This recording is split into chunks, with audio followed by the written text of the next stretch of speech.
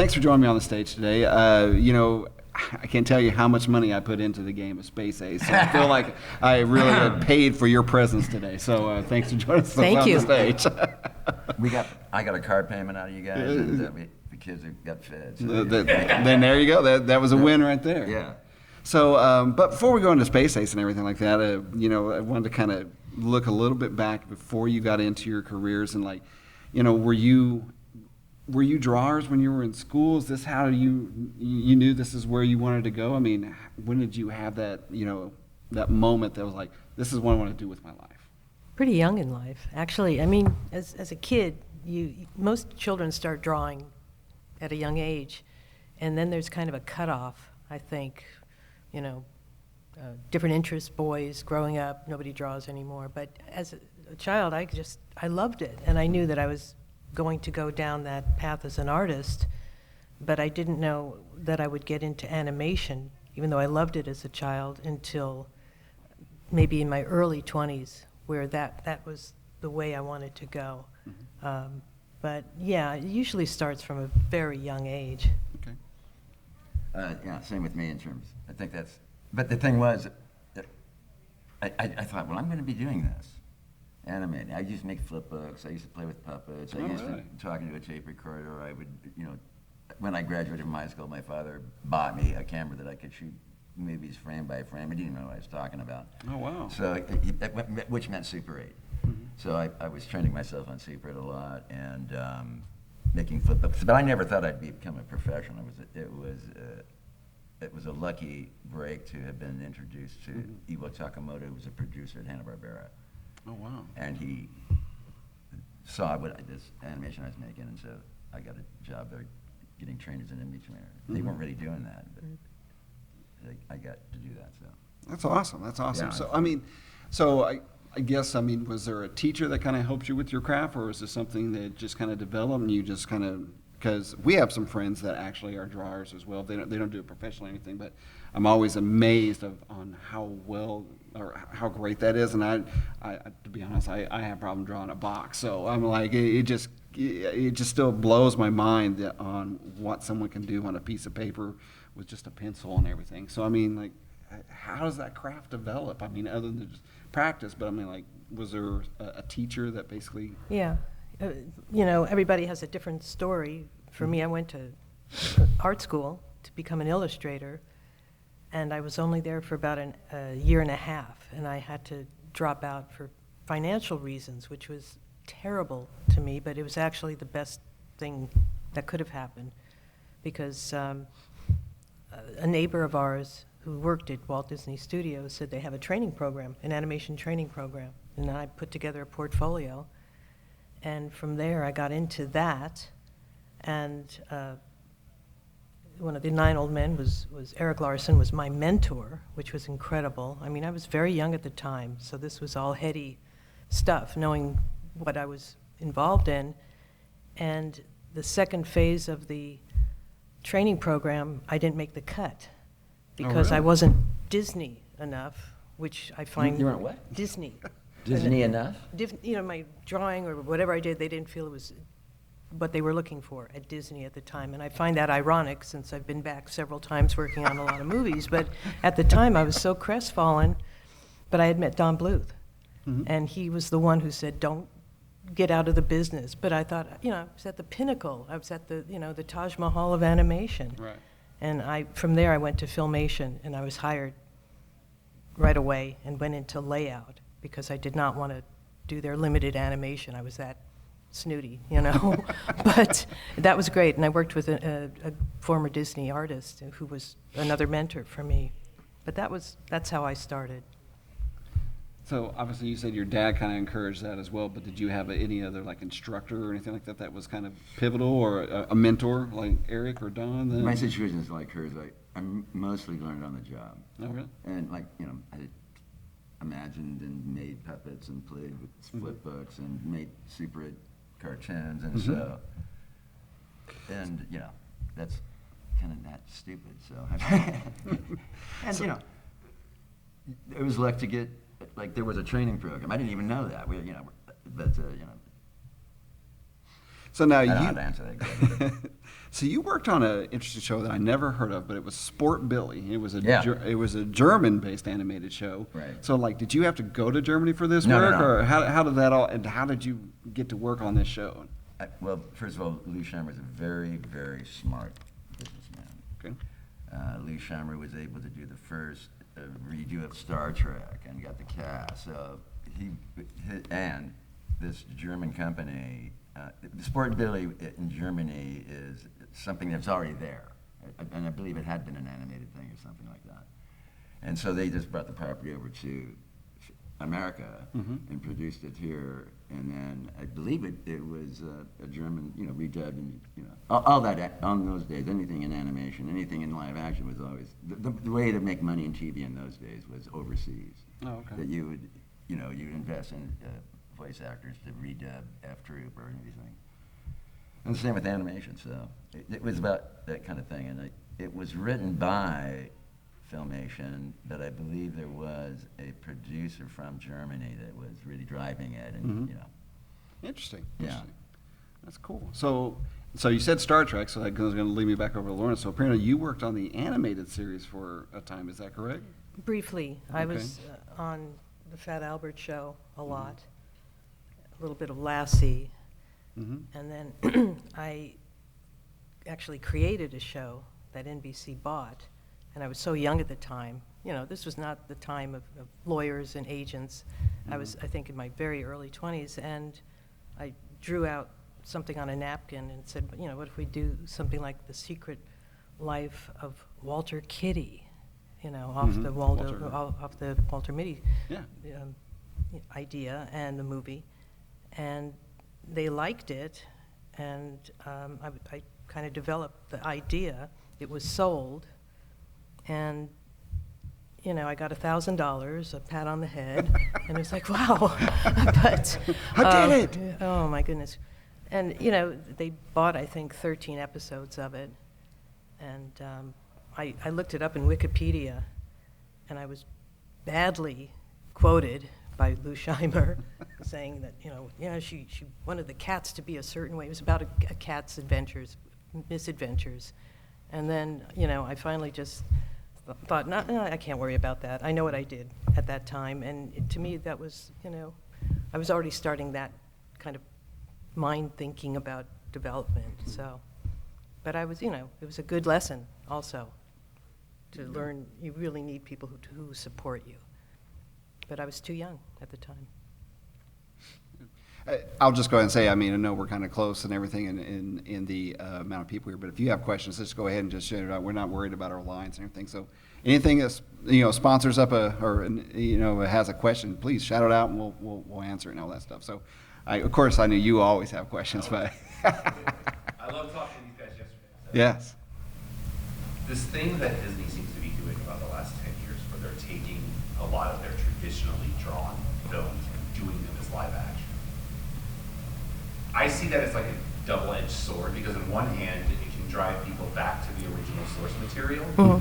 But on the other hand, it seems like they're trying to push this to the side. How do you guys see that?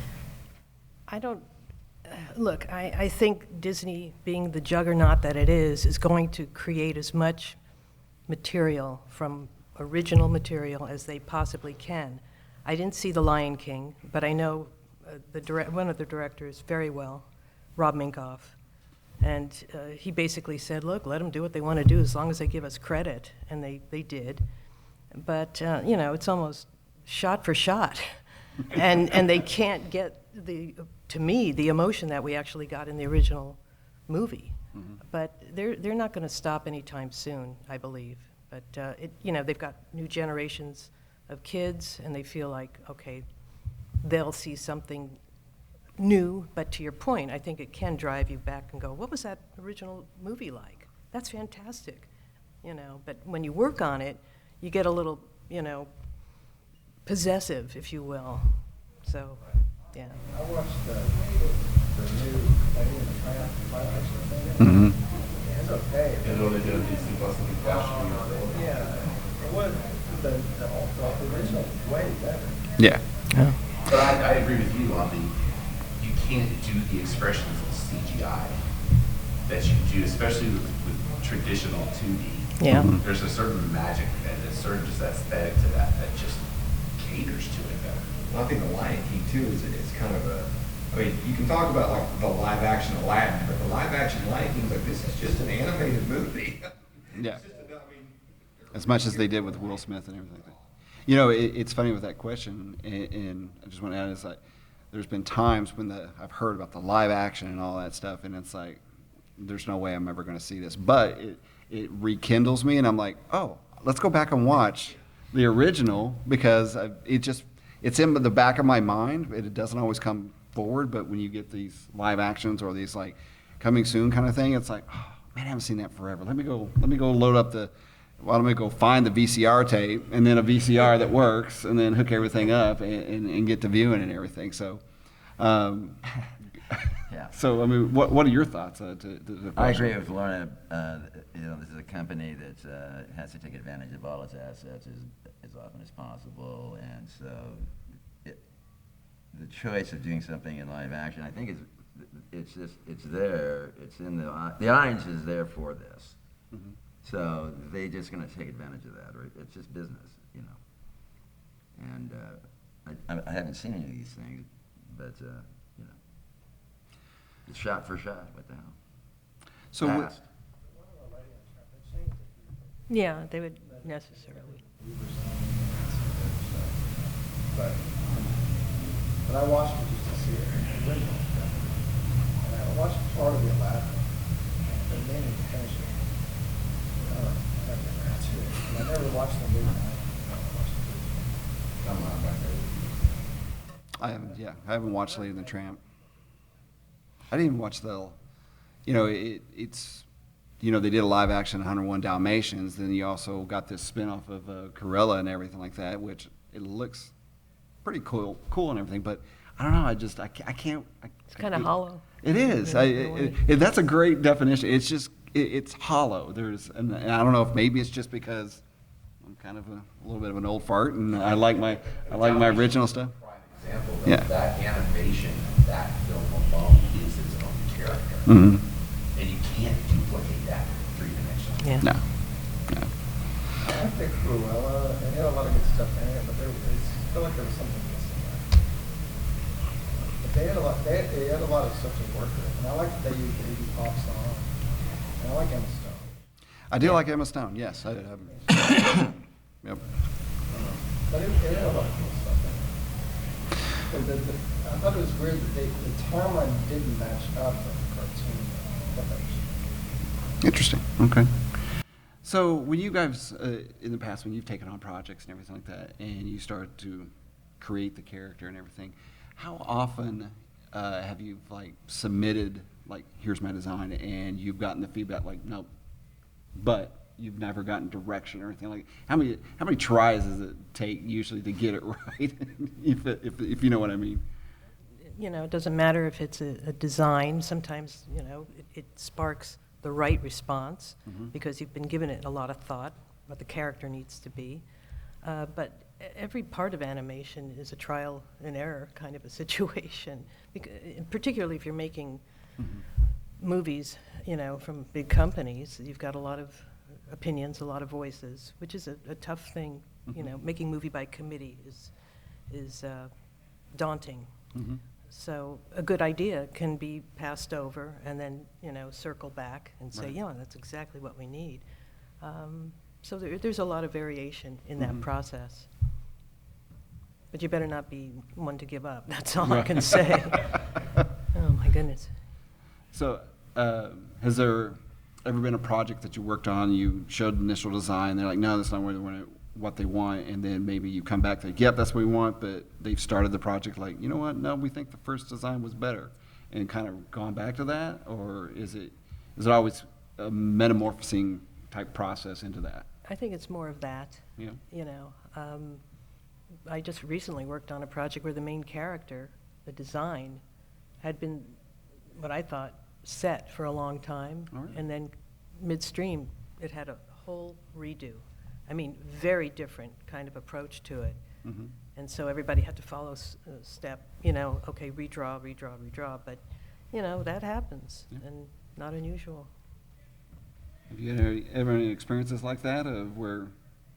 Well, no one has professionally invited me to help design, but the process you're describing it's the same situation. I mean, in the case of doing stuff with maybe when we were working with using reference, maybe shooting live action reference. It's usually a situation like you start and you say, well, do it again, do it again, do it again. It's usually the last one or the first one you use. Which is, it's that part of that process. Right. Plus, getting a bunch of artists in just a room to even cooperate, that's like shooting, your leg off. Yeah. That's part of that process too. My way or the highway and that kind of thing. So. Now, have you ever been in a situation where the studio's like, okay, this is going to be the voice of the character, so here, does that help give an inspiration beforehand, or how is that? I mean, has there ever been that situation, or is it always like, here's your character, okay, now we bring a voice actor in, all right, now change it? I haven't, well, I've been on 2 levels of this. If the voices have already been cast, and you're animating particularly, you've got something to work with, which is necessary. And then if you're in a situation where you're developing the project, and you submit a number of different voices because you feel that's going to be the right one, that can be in flux too. And there's a lot of auditions that take place, so you finally get that right sound. And sometimes it can come, from a completely different place. I mean, look, we did the voices for Space Ace because it was economic, and we happened to be there. So, that was a whole kind of unique situation. But the right voice to me can either make or break a character. And if you don't imagine it coming from that character, I think that's the big, deciding factor. So, I mean, there's been a lot of shows that I've seen, and the voice never seemed to match well with the character. Yeah. And it seems to really kind of jerk you out of the show and everything like that, and it really just kind of pushes that away. But with that, I think the actions on the screen tell a better story than what the voice is doing.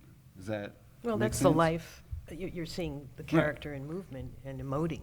So that if it's helping it in one way, that's great. But again, I think if you get a great voice actor who brings so many levels of depth to the character and it comes alive, it's awesome. I mean, here's a bad example.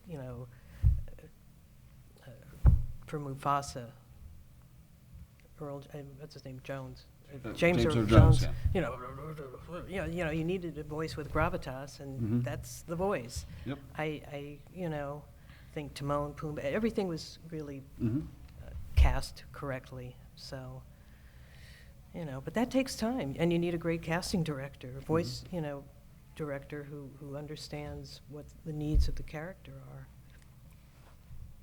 So, okay, so we're going to kind of go back to a little bit of yesterday's panel where Don had made a comment about you, Jeff, and I told you I was going to ask you this a little bit, but do you have any stories about why he was calling you the ladies' man in Ireland? I have no idea. So, but Don was having such a great time apparently jabbing with you, and I know that you were mouthing some, no. So, but I mean, so how long were you in Ireland with Don and during that time? I mean, were you there the whole time, or? I was not there the whole time. I was there for 2.5 years. I came back for half a year or a year, and basically 3 or 4 years added up. Did one scene on the Troll in Central Park, and came back to California. Oh, okay. Permanently. So. Awesome. Now, were you with Don over in Ireland at any time? Oh, yeah. Okay. Yeah. And for so about what 2.5 years also. Okay. So were you both there at the same time? Were you crossing over? Or we went in that first wave. Oh, gotcha. Okay. And that first wave was, it was really chaotic to just be dropped in the middle of Dublin when we were told it's kind of like Westwood. I'll never forget that. Westwood, California, yeah, L.A. And it's like, no way in hell is this like, and Who the hell said that? Olga. Olga Craig told you. Yeah, yeah, it's like Dublin, Ireland is and like we, West I Coast. remember we had kind of a little. How the hell little- did she know that was? I don't know. She went over there, but they did a presentation like, "Come on, kids, we're gonna go to Ireland," and you know, it was a massive thing. We took our animals over. You know, people had kids and the whole thing, and it was very, very challenging. Not to mention the weather. It was one of the coldest winters on Oh, record, wow. when Big Ben in London froze. And being a Californian and not prepared to understand layers of clothing, I remember walking past Trinity College one night with icy tears coming down. I go, I can't stand being here. It's like, but we had to hit the ground running. Yeah. And Don was a very tough taskmaster. I Wow. will tell you, because we had to show what, you know, we had come over for. We were not just making movies, we were training people Yeah. who had never worked in that kind of a collaborative context before. So that was, you know, a whole challenge in of itself, and a lot of great talent did come from, I think, us being there. So I'm happy to say that. So what is the most interesting place that your profession has taken you? I mean, Ireland sounds great and everything like that, other than the freezing point, but has there been any other spots that you've Oh, gotten to man. go to Yeah. that basically it's like, I can't believe Yeah. my job has brought me here? I'd say Egypt kind of ranks high on Oh, wow. on the Okay. scale because of Prince of Egypt. I was co-head of story on it with Kelly Asbury, and you would never take your kind of reference trips too early. We had to start working on the film for quite a while before we would like, okay, now we're going someplace. But to go to this kind of, you know, these kinds of exotic destinations, it was mind-blowing and wonderful, and gave us a lot of material and insight about what had to happen in the story and what things needed to look like. So, yeah, that always stands out as a unbelievable, once-in-a-lifetime kind of trip, with bodyguards and guys with Glocks in their back pocket protecting Jeffrey Katzenberg, and you know, it was crazy. So that was great. Awesome. Jeff, how about you? What's the most interesting place you've gotten to go? Oh, Ireland was probably the most. Really? When you say interesting, it was, you know, a different thing, but that's pretty much it. Okay. You know. Awesome. So I know you probably can't give too much, Lauren, but you brought up a certain particular project that maybe you're working on, and You know, I really feel it's so premature right now. Really? All I can say is it's a, you know, kind of a YA series. That would be a fantasy series involving a flying horse. But it's just infant stages. So maybe there'll be a time where I can really Maybe talk talk more about about it, it. but Okay. not right now. But All right. that's okay. So you mentioned Jeffrey Katzenberg earlier, and I know that you were a director on Spirit at a very interesting time in DreamWorks history. What was that like? You know, sort of trying to make a movie there at DreamWorks during that time, and especially working with Jeffrey Katzenberg. Well, you know, I just have to say for the record, working with Jeffrey Katzenberg was a great experience. I knew him for 20 years, longer, from Disney and through, you know, 14 years at DreamWorks. And I think he was one of the best, in my opinion, CEO leaders. You know, he was tough, and a lot of times I didn't agree with him, but we had to prove a theory, if you will. You know, and it was a glorious time. We were just on the edge of everything becoming CG.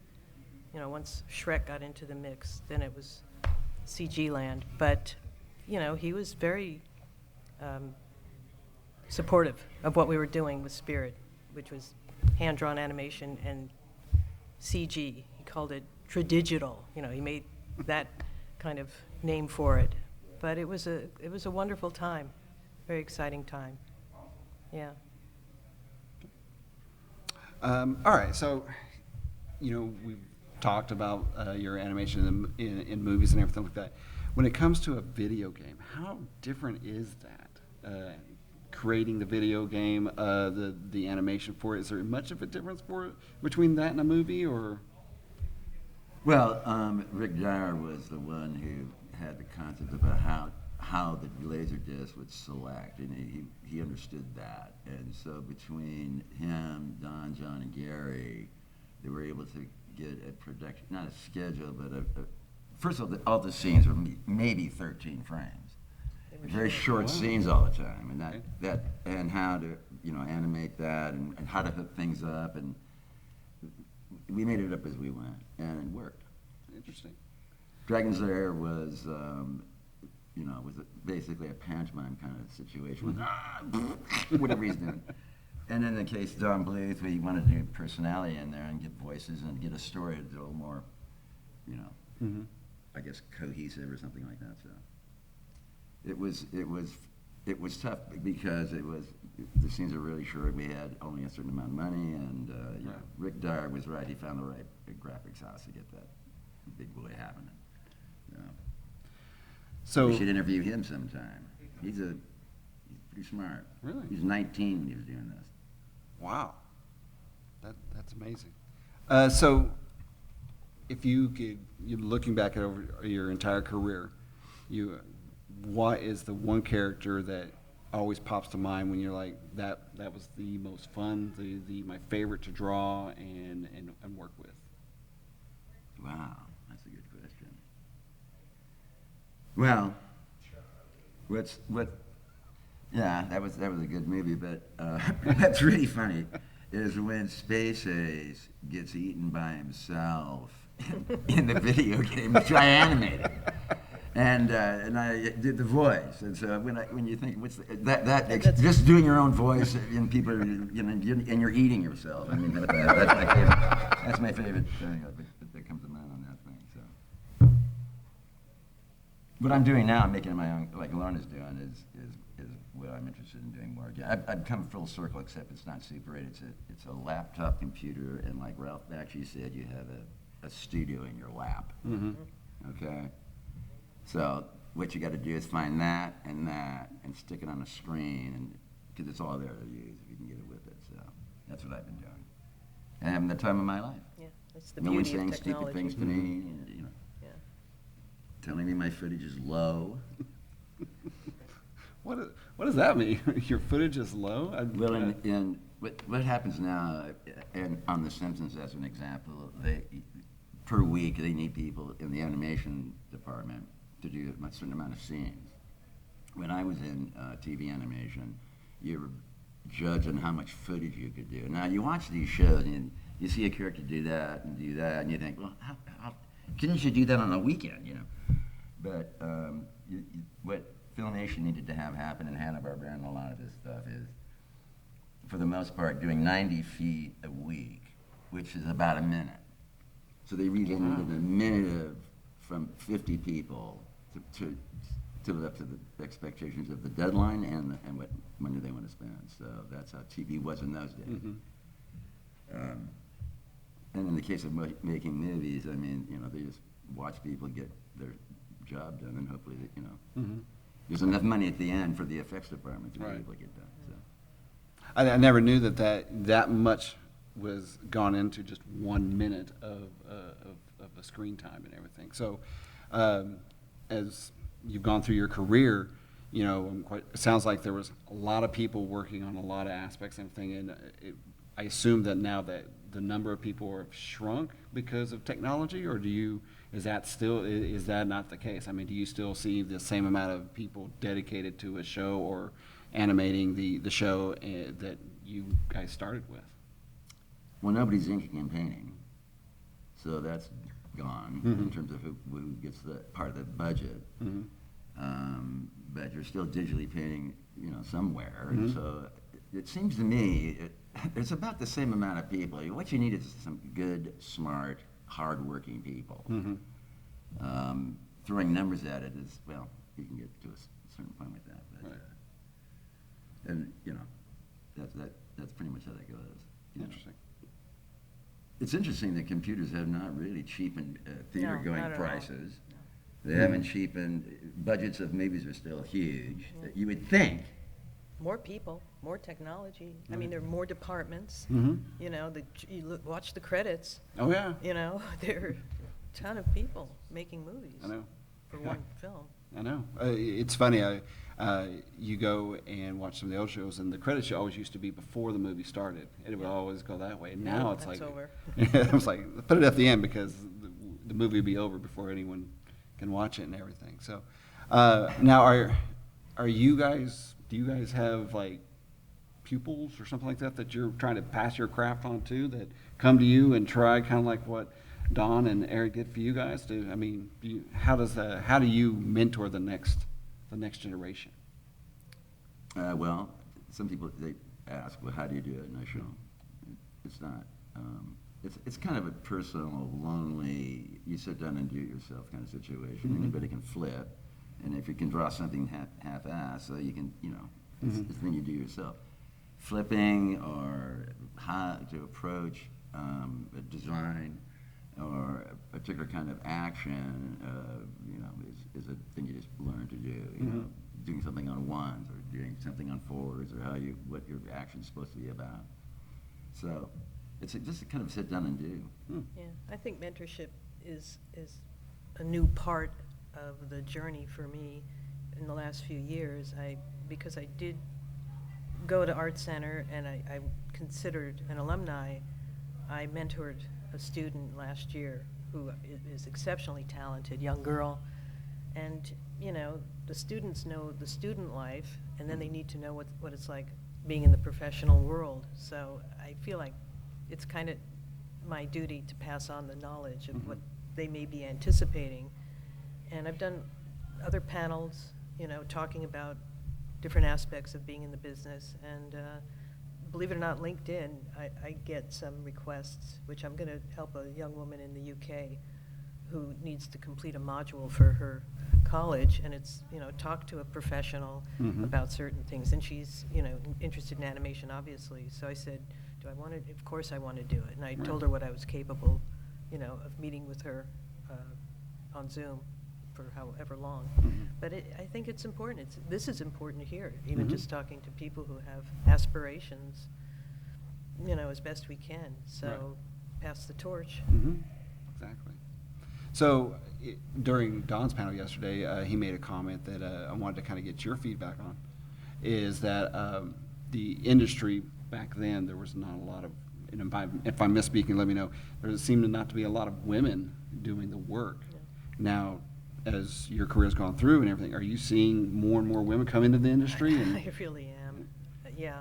I mean, the colleges, there's so much interest in animation. And again, I went to an event in Los Angeles called the CTN convention, where it's a lot of young talent basically coming in to show their artwork, to go to certain panels with professionals, etc. And lots of young women, they want to storyboard, they want to animate. A lot of them want to do 2D animation, And I know personally, I have at least 4 friends who are directors, female directors. So it's a different universe now, in a good way, than it was. But Dawn was very, very responsible for helping myself, mentoring, and my female colleagues at the time to become animators. So this is, statistically, in the United States, more women are going to college. I know 2 teachers, one at Cal Arts and one at Sheridan College, and they teach animation, and I said, and most of their students are women. Interesting. Yeah. So you said you were working on a project, something that you do for yourself? I'm making or- my own cartoons, and I enter them into film festivals, and I get awards. Oh, nice. Yeah, I couldn't believe it, I got an award. Best animated short and something first of all, you pay for these things. You kind of pay to be in these things. But I've been doing that, and my fantasy is there's going to be something so entertaining that someone's going to come out of the woodworks and say, we're going to hire that, or something like that. It's, So, I don't know what happen. so do you practice your skill daily at this point in your career still? Or, I I try. So I know you projects and all that stuff, but I mean, like, how often do you find yourself with a piece of paper and your pencils or whatever, just doodling still compared to? All the time. All the I time? have a Cintiq See? and Wacom, you know, and I'm drawing. I'm drawing for this project I want to Right. try to help develop. But yeah, I draw all the time. Not on paper much anymore, but Okay. yeah. So, Same thing, yeah. yeah. Yeah. Keep, you know, you miss a few days, you kind of get screwed. You gotta get, you know. I have to stay on it. Yeah. Okay. I'm not that talented. Well, I think there's a lot of people that would disagree with you on that statement. But is there any other questions? I know we're getting close to the wrap up time. So amazingly, What are some of the other directors you've worked with? okay. Some of the other directors you've worked with. Kirk Wise, Gary Trousdale, Brenda Chapman is a good friend. I mean, these are animation directors, basically. Roger Allers. Yeah. I mean, you know, Yeah. I could, my own friends, Kelly Asbury, who passed away. So I've been around, you know, a lot of animation directors. Simon Wells, good guy. Mhm. Yeah. So, all right, since we're getting close to wrapping up, so if there was one piece of advice that you could give inspiring animator and everything, what would that piece of advice be? I'd say never give up. Yeah. Never give up? Never give up, because if you, once you put that stylus or pencil down and say, I can't do this, then you will not do it. You have to be able to have the tenacity Mhm. and the will. Very good. That's pretty much it, you know. And I don't want to embarrass somebody here, but that's one of our colleagues, Dan Kenster, well-known colleague that we've worked with, great person, that we've had many adventures together, and great talent also, so. He's got good taste in women, and he's a good drinker. But, It's part of being an animator. Seems to be. so, we've all worked together, he was in Ireland, and. Oh, yeah, nice. Yeah, fantastic. Thanks for joining with us. So, all right, with that, I think, I guess we got a couple more minutes unless there's some more questions or anything. I'm just curious about the filmation days. Was that a real pressure cooker There in you go. that environment of filmation? It was a weird time, Oh. the 70s. I Yeah. mean, it was, and Reseda, where California, was a weird city. It just, I felt like when I went from Disney, I went into the ivory tower, into the lion's den. You know, it was just such a different vibe and mentality, and, you know, you're making animation TV shows that need to be done quickly, and, you know, I found my way, but it was so different. I don't know how you Well, enjoyed yeah, it. it's, you know, it's, in the 70s, it was a different kind of business, Yeah. and there wasn't, you know, a real future about what was gonna be happening. When Don Bluth, you know, I was in the animation business. If you consider bridges, bumpers, public service announcements, titles, commercials, and limited animation, being in a career, it was great when Don Bluth started. And when Ralph Bakshi was doing. I tried to get jobs from Ralph Bakshi, Jimmy Murakami, when these people were doing productions. But they usually had a crew already. And when Don started a company, everybody wanted to try to, get better. So people applied, and you had to take a test, and you had to go through a bunch of rigmarole, and in between tests, and they didn't really want to hire people from the street, because they're from Disney, but they did more people. Very good. Any other questions? Well, Lorna, Jeff, thanks for joining us Oh, today and you're everything. I welcome. really had a You're very great welcome. time. This has been an awesome moment. So you guys have a great rest of your weekend and safe travels home. Thank you. Thank You do you. the same.